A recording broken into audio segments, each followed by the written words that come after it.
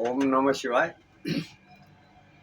देखने वाले के लिए मैं सबका स्वागत स्वागत करता हूं। और अरुण पांडे और सूरज भूषण, कोटि कोटि इनको दोनों को धन्यवाद करता हूं। कोटि कोटि प्रणाम है। यही गुरुजन है। अभी प्रारंभ करते हैं महर्षि पतंजलि योग सूत्र। ये विभूतिपाद એટલે विषयों के प्रतिपादन करना, प्रस्तुत करना।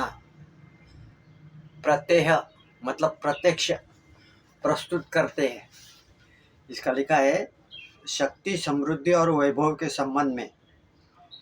यदि पहला और दूसरा अध्याय योग की उपयोगिता के साधनों और उद्देश्यों के विधियों की व्याख्या करते हैं, तो यह अध्याय योग की सिद्धि में प्राप्त होने वाले वैभवपूर्ण यानी कि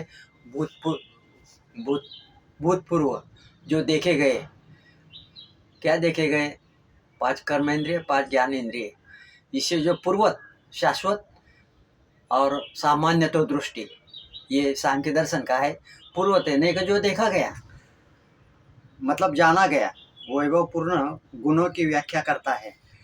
कौन से गुण है? पिछले अध्याय में पतंजलि अस्थि मासल शरीर द्वारा उसके महत्वपूर्ण अंगों, कार्य करने वाले अंगों, धारणा की संवेदनीय अंगों तथा बाह्य मस्तिष्क पर नियंत्रण प्राप्त करने की विधियों का वर्णन किया है, जो 11वीं इंद्रिय एकोदश इंद्रिय की भूमिका निभाता है।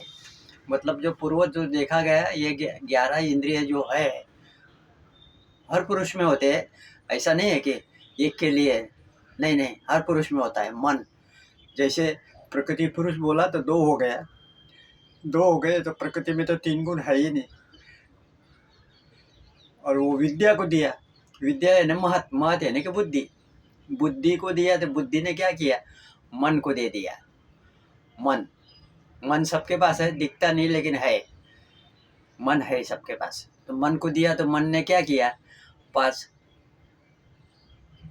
ज्ञानेंद्रिय, त्वक यानी त्वचा, मतलब त्वचा जो है, क्या स्पर्श किया है उसका ज्ञान मन को रहता है।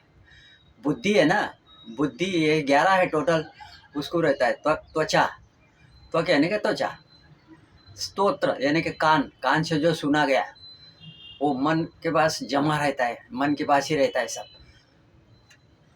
त्वच, स्तोत्र, नेत्र जो आंखों से देखा गया, पूर्वत जो पहले देखा गया, मतलब कुछ दिन पहले देखा गया सब, ये पेड़ पौधे सब पूरा जो देखे गए वो सब उसमें रहता है। आँख में पता नहीं क्या क्या देखता है, पता नहीं कान से क्या क्या सुनता है। ऐसा जीवा खाने, मतलब जब खाना खाता है तो उसका स्वाद आता है ना, जो चखा गया, उसको सर्वत्र ज्ञान है, ये पेय वस्तु है, ये कैसा लगता है, ये सब उसको पता है, किसको? मन को। फिर उपलब्ध कौन कराता है? 5 कर्म इंद्रिय है। वाक यानी कि शब्द ही बन के रह गया। पाद यानी कि पाव हो गए, पानी यानी कि हाथ हो गए, कर्म करने का। पानी और हाथ, हाँ, पानी और पाद ये दोनों गमन करने का काम करता है पाव, और ये उपलब्ध करा के दे देते हैं किसको? मन को। फिर ये मन जो है, मन स्थिर नहीं रहता, ये भूमिका भी निभाता है। इस अध्याय में योग के वैभव का वर्णन करने से पूर्व धारणा, देखो आया, ध्यान तथा समाधि के माध्यम से योग के आंतरिक पहलुओं की व्याख्या करता है। इसके ध्यान धारणा उसमें दिया है, यम के 5 है, नियम के 5 है। यम, नियम, आसन, प्राणायाम, प्रत्याहार, ध्यान, धारणा, समाधि, ये 8 योग चरण आते हैं। हमारे आंतरिक पहलू को, आंतरिक मन, अंतर मानस, बुद्धि और अहंकार में जो जन्म देता है, इसमें